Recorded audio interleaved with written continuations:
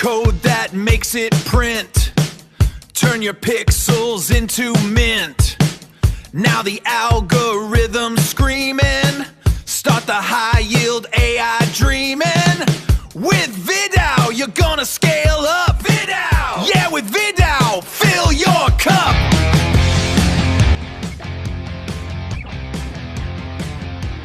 I want you to imagine, just for a second, trying to sell a $500,000 asset. Okay. You want top dollar, you want a bidding war, and, you basically want it sold yesterday. Naturally. Right. And your entire marketing strategy consists of sticking a piece of printed cardboard in the dirt and maybe paying for one static postage stamp-sized photo in the back pages of a local newspaper. It sounds ancient, almost absurd, doesn't it? It really does. It sounds like a surefire way to leave massive amounts of money on the table. Yeah, especially given how digital our physical environments have actually become. Exactly. But here we are in 2026, and the real estate landscape has fundamentally transformed from those days. So today we are unpacking exactly why that transformation happened, the machinery behind it, and really why video has become the absolute non-negotiable format for property listings. It really is non-negotiable now. Yeah. We're taking a deep dive into this incredibly comprehensive industry analysis by Adam Martin. It's called Real Estate Ads That Actually Work in 2026. And Martin provides just an incredibly revealing look at the modern ecosystem of property marketing. It goes far beyond just, making a nice video. Right. It's not just holding up a phone anymore. Exactly. We are looking at a highly sophisticated multi-platform machine. So the mission for this deep dive is to explore that machine. We're going to look at how buyer behavior has completely shifted, the exact ad formats that are converting, and the incredibly nuanced art of proving your return on investment over a 90-day sales cycle. Which is tricky. Very tricky. And finally, we'll get into how artificial intelligence is just completely smashing the traditional bottlenecks of video production. Because, frankly, the reality of real estate today is completely algorithm-driven, and it relies heavily on spatial understanding. So to you listening right now, whether you're currently hunting for your first home or maybe trying to sell a luxury property, or even if you just work in digital marketing or are fascinated by how algorithms shape our physical world, this deep dive is going to change how you look at the very next housing ad that pops into your feed. Yeah, you'll never see them the same way. I promise you it did not end up on your stream by accident. No, definitely not. So let's start with the baseline shift in consumer behavior. The data shows a staggering 97% of home buyers use the internet during their search. Wow. 97? Yeah, nearly everyone. And the vast majority are starting that search on a mobile device. They're making $500,000 judgments based on a screen that's, 6 inches tall? Which is wild to think about. And the stats Martin provides backing up this pivot to video are just massive. Listings that include video generate 403% more inquiries. That's a huge jump. Right. And video ads have a 4 times higher engagement rate on Facebook compared to static images. Even the sellers are catching on. 73% of them say they are more likely to list with an agent who actively uses video. They know it works. But I want to dig into the psychology of that for a second. Why does video outperform static imagery to such an extreme degree? Well, what's fascinating here is how video acts as a spatial pre-qualification tool. Okay, spatial pre-qualification. Yeah. Static photos are essentially deceptive by nature. They flatten three-dimensional reality into 2 dimensions. Oh, sure. They hide awkward corners. They use wide-angle lenses to make tiny bedrooms look cavernous. And buyers have become incredibly savvy to this. They know a flat photo is basically a curated lie. I was thinking about this in terms of dating apps. Oh, that's a good comparison. Right. It's like comparing static photos on a profile to the actual first date. With the profile, you see the stats, you see the heavily curated best angles, but you don't really know if you have chemistry until you meet. Exactly. A video tour is like the actual first date. You finally understand the flow and the personality of the space. You see how the kitchen connects to the living room, or how the natural light actually moves across the floor. That analogy hits the nail on the head. Still, images fundamentally cannot capture flow. When a buyer watches a 2-minute video walkthrough, they are actively mentally placing their furniture in those rooms. Oh, totally. Measuring the walls in their head. Right. They're imagining their morning routine. And because video communicates that size and feels so effectively, it filters out the casual browsers. So by the time someone actually requests an in-person showing, they're a much higher quality lead. Precisely. They aren't going to show up and be surprised that the ceiling is too low or, the layout is weird. The video already set the right expectations. Exactly. They have already made a spatial and emotional commitment to that property. But, and this is the big sort of saying, but capturing that spatial flow in a beautiful video is entirely useless if the right buyer never actually sees it.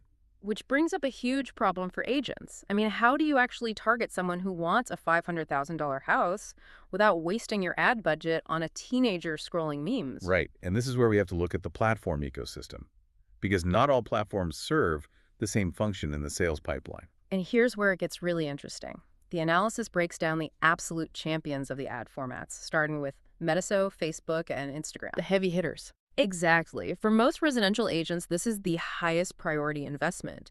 And it really comes down to the unmatched depth of precise targeting. You aren't just broadcasting to a ZIP code anymore. No, the algorithm knows far more than just location.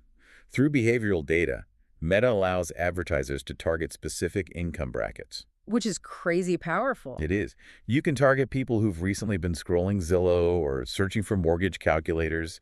You can even target homeowners who are statistically likely to upsize soon just because their purchasing habits suggest a growing family. Wow. And because of that precision, the cost per lead sits at a highly efficient $15 to $50 in competitive markets. And the formats themselves are really designed for the medium. You have carousel ads, which I personally love because they take the buyer on a structured, logical journey. Yeah, they tell a story. Right. You swipe from the front exterior to living spaces, to the kitchen, to the backyard. It's interactive. And then you have Facebook lead gen ads where the contact form is pre-filled with the user's data. So low friction. Exactly. They don't even have to type their email to request a showing. But I do struggle with the broader social media strategy here. Let me push back for a second. Sure, go ahead. If I am an agent and I have a limited budget of, say, $500, shouldn't I just buy Google search keywords? I mean, the buyer is literally typing homes for sale in my city. That is direct intent. Why bet my money on TikTok or Instagram where people are just mindlessly scrolling for entertainment? That's a very common hesitation.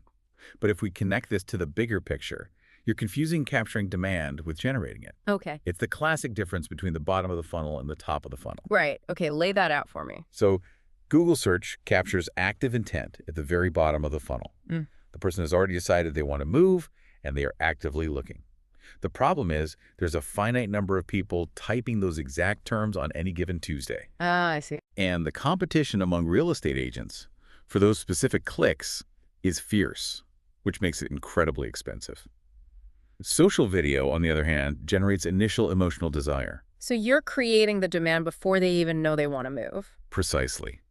You use that precise meta-targeting to put a stunning video of a modern kitchen in front of a homeowner who is likely to upsize, but maybe wasn't actively searching today. You plant the seed. Yes. You spark the interest. You build the brand awareness. A buyer will see that Instagram reel, fall in love with the backyard, share it with their partner, and then go to Google 3 days later to search for the listing by name. Okay, let's unpack this, because that scenario you just described leads perfectly into one of the most frustrating parts of modern digital marketing, the attribution puzzle. Oh, attribution. It's a nightmare for so many. Right. You're running video ads on Instagram on day 1, and you aren't closing the house until day 90. How do you actually prove you aren't just burning money on social media? Measuring ROI in a long sales cycle is notoriously nuanced, and it requires serious technical infrastructure. You can't just launch an ad and hope for the best. Yeah, Martin explicitly points out the biggest mistake agents make is not setting up the tracking infrastructure before launching campaigns. It has to be step 1. You need a Facebook pixel installed on your website, Google Analytics 4 set up with specific conversion goals, and a CRM that actively tags the source of every single lead. We have to talk about how that tracking actually functions, because Yes. without it, you are flying blind. Yeah, break that down. So a tracking pixel is basically a piece of code on your website. When a user clicks your Instagram ad on their phone, that pixel logs their IP address and behavioral footprint. Right. If they don't fill out a form that day, but they come back to your website 3 weeks later on their laptop to finally request a showing, the pixel connects those two events. That's amazing. It is. But if you don't have that tracking in place, they show up on week 3 looking like a brand new organic lead, and your original Instagram ad gets 0 credit for the sale. Which brings us to the last click versus multi-touch attribution debate. Default ad platforms use last click attribution. They give 100% of the credit to the final touch point. Yeah, the last thing they clicked. Right. So if that buyer ultimately Googles your name and clicks a search ad to find your website on week 3, Google takes all the credit for the conversion. Completely ignoring the Instagram video that actually sparked the desire 21 days earlier. It's like going on an amazing, highly coordinated luxury vacation, and when you get back, you give all the credit and a huge tip to the taxi driver who dropped you at the resort. That is exactly what it's like. You totally ignore the travel agent who spent weeks perfectly planning the itinerary, finding the hotel, and booking the flights. The Instagram video is the travel agent. It did the heavy lifting. Yep. The Google search is just the taxi driver facilitating the final step. That's why top-performing agencies invest in multi-touch attribution modeling within their CRM. It gives a much clearer picture of which channels are genuinely contributing to the pipeline. And once you have that clear picture, you can look at the metrics that actually indicate success. Right. Let's look at those numbers. Because it's not about vanity metrics like likes. Martin highlights the lead to showing rate, which he says should sit between 10 and 20%. And that specific percentage is crucial. If your lead to showing rate is only 2%, it tells you one of two things. Okay, what are they? Either your targeting is way off and you're reaching people who can't afford the house, or your video is deceptive, and once they look deeper at the floor plan, they lose interest. Oh, that makes sense. A 10 to 20% rate means the video accurately portrayed the space and captured the right demographic. You also want to look at the video view-through rate. Like, if more than 25% of viewers are watching your 60-second ad to the very end, you have captured incredibly high intent. Extremely high. But the ultimate business metric is ROAS, return on ad spend. So total commission generated divided by total ad spend. Martin notes a ROAS of 5XO, $5 in commission for every $1 spent on ads, is considered strong in residential real estate. And in luxury markets, it can hit 20x. And that high ROAS is possible because of the high ticket price of real estate? I mean, spending $1,000 on Facebook ads to generate a $15,000 commission check is a mathematical no-brainer. So we've established that video pre-qualifies buyers. We know it creates demand at the top of the funnel. And we know you can mathematically prove the ROI if you have your pixel infrastructure dialed in. Right. So why isn't every single property on the market listed with a dynamic targeted video ad? Well, we hit the physical limits of traditional production. The bottleneck isn't the ad budget, it's the creative logistics. Ah, right. Think about the old way. You have a new listing. You have to hire a professional videographer, which costs anywhere from $300 to $1,500. Per listing. Per listing. You have to coordinate their schedule with the seller and the weather. They shoot it, they take it back to their studio, and you wait 3 to 7 days for them to edit it and deliver the file. It's exhausting. If you're a high-volume agent managing 5 new listings a week, that timeline and cost structure makes consistent video advertising across multiple platforms practically impossible. It simply doesn't scale. Not when the modern digital landscape demands specific, tailored content for Facebook, TikTok, and YouTube instantly. Enter AI. This is where the landscape completely fractures. The analysis highlights a platform called VidAU. It's an AI video tool that completely obliterates this traditional production bottleneck. It really does change the fundamental economics of how properties are marketed. The workflow Martin describes is a total paradigm shift. It is staggering. Here is the exact workflow. An agent takes an MLS URL, literally just the web link for the new listing, and pastes it into VidAU's URL to video ads tool. Just copy and paste. Right. In under 10 minutes, the AI automatically scrapes the static photos, the text, the square footage, the neighborhood data.